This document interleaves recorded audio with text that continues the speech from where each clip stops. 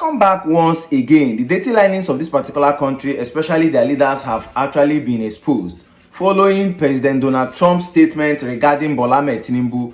Remember that in as much as this political space want to emanate come 2027, it has now been stated by the international community, the president of the US, who came out and stated and categorically called Bola Ahmed Tinubu a certificate forger.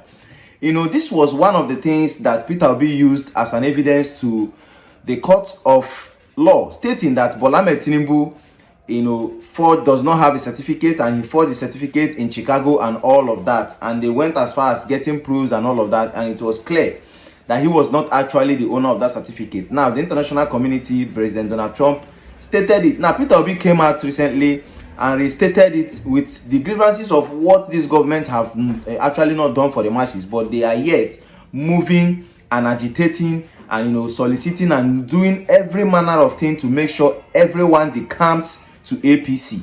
And Peter Obi is asking, if you actually want to be re-elected come 2027, you don't need this decamping, you don't need to force people, you don't need this city boy movement and all of that. It is the people that will actually campaign for you because you have done well. Over the 4 years that you have ruled, you have not done anything. I'm going to be showing you how this US President Donald Trump called Bola Ahmed Tinubu a certificate forger. As if that is not enough, Peter Obi came out and reinstated it by amplifying it. I'm going to be showing you all of that in full context, and for you to see that whenever you are not with the APC, they will come for you. I will show you what is actually happening to El-Rufai as we speak, as he has been apprehended by the EFCC. As if that is not enough, I'm going to be showing you all of that. But before I do that, let me leave you with Peter for Nigeria, with other persons who are recently, as we speak, agitating, stating that the electronic transmission of results should be mandatory. Remember that the Senate approved that the electronic transmission results will be mandatory, but in a place where there is no network,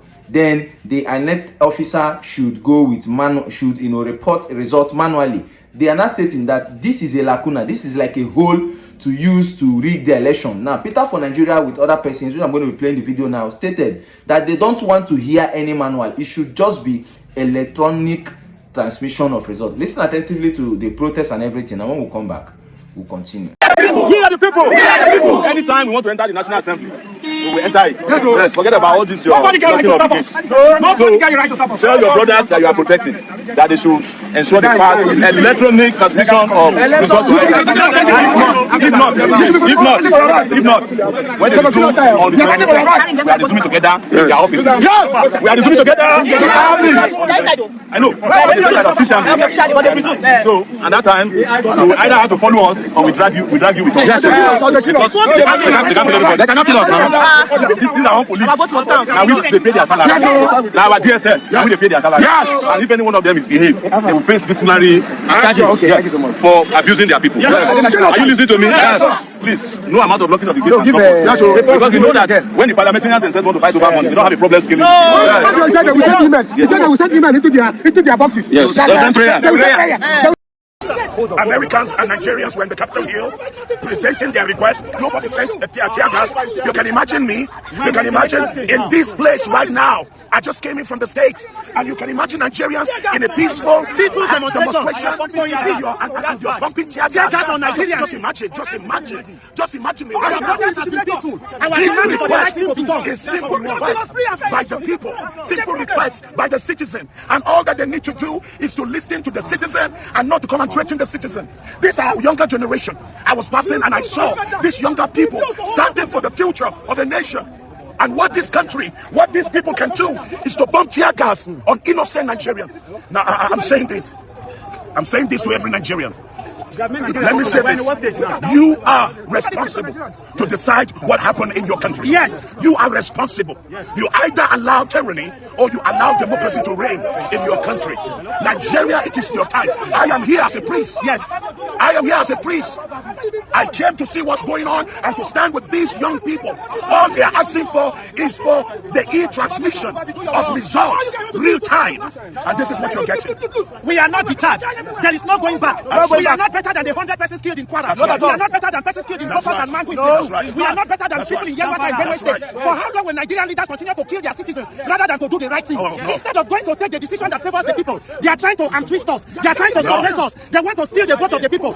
It will not work. Tear gas the normal thing. We continue to insist. Our vote must count. We want mandatory, real-time electronic transmission of results. We are going back. I stand. This is the only thing you can do. This is the only institution we have in Nigeria by making our transmission instant. That is the first beginning. They don't know how to go after terrorist bandits. It is peaceful protesters that tear gas. I was not tear gassed when I demanded to talk with the American congressmen.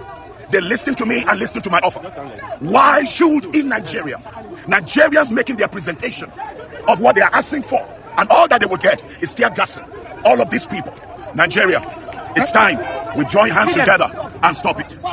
Welcome back once again. I haven't seen exactly what has happened and how Peter for Nigeria, Sowore and other persons are stating that this particular way that you people are using is a lacuna that you people want to create so that you will rig election. It is obvious because on that day you will see that network will not even surface, and they will all state that since the Senate has approved a manual transmission of results, that the INEC officials should use manual, and with that they will rig, they will infringe, and they will make sure they rewrite all the results different from what the masses have actually voted. This drove to the anger of P2B. He now had to make this clarification. As you could see on your screen, Trump called Nigeria disgraced because certificate forger is president. P2B clarifies. With the former governor of Anambra State and the chieftain of the African Democratic Congress, ADC, has claimed that the United States President Donald Trump labeled Nigeria a disgraced country because Tinubu is a certificate forger, occupies the presidency. Speaking at his official declaration for the ADC presidential ticket in Akwa Ibom State on Saturday, Mr. P2B launched a sharp critique of the nation's leadership, linking the alleged remark by President Donald Trump to outstanding controversy surrounding certificate of authenticity. Mr. P2B referred Indonesia's stringent laws on certificate forgery, where such offenses carry severe penalties, including lengthy prison terms. He contrasted this with Nigeria, asserting that a country's judiciary had failed to uphold similar standards. Somebody forged, according to him, he stated that somebody forged a certificate or does not have a certificate. What a country. That's why the American president said that disgraced country called Nigeria. The allegation ties into persistent disputes over Bola Ahmed Tinubu's academic credentials, which have been challenged in court since before the 2023 elections. Nigerian Supreme Court previously dismissed related petitions, ruling them as pre-election matters unsuitable for post-election education. This is P2B coming out to state the obvious. This is P2B coming out to state the clarity that, in countries like Indonesia and other countries, if a president that wants to rule the country, his certificate or probably his origin of education is not well explained or well significant, that is even a jail term. Like, he is not going to even be in the ballot box. But here is a country where somebody is a certificate is in question, is seriously questioned. But here he is ruling freely, doing a lot of things, and wants to come back to rule. And on the other hand, P2B took it upon himself to even state to Bola Ahmed Tinubu, who promised Nigerians steady electricity in 2 years, but have abandoned the epileptic national grid for solar at F0rg. P2B blast Bola Ahmed Tinubu, failed promises. You told Nigerians that you are going to give them 24 hours electricity. But look at here, the epileptic national grid, which is always collapsing, you want to abandon it, and fix solar in the F0rg villa. Now the question P2B is asking Bola Ahmed Tinubu and the officials and APC at large: if you fix solar energy, that is having a 24 hours light in F0rg with taxpayers' money, who is going to fix electricity for Nigerians and other persons, both in the ones staying in rural and undeveloped areas? That is the question P2B has asked. And at this point, Peter Obi is a man that is worthy to actually rule this particular country. This is not sentiment. This is a man who his trajectory is clean, plain and pure. Look at when he ruled Anambra State, he did a lot of things. So it is obvious that the Bible stated it, that when they righteous rule, people rejoice. So they are doing all these things to make sure. Peter Obi is stating, in a civilized country, Bola Tinubu should even be behind bars. As if that is not enough, as you could see on your screen,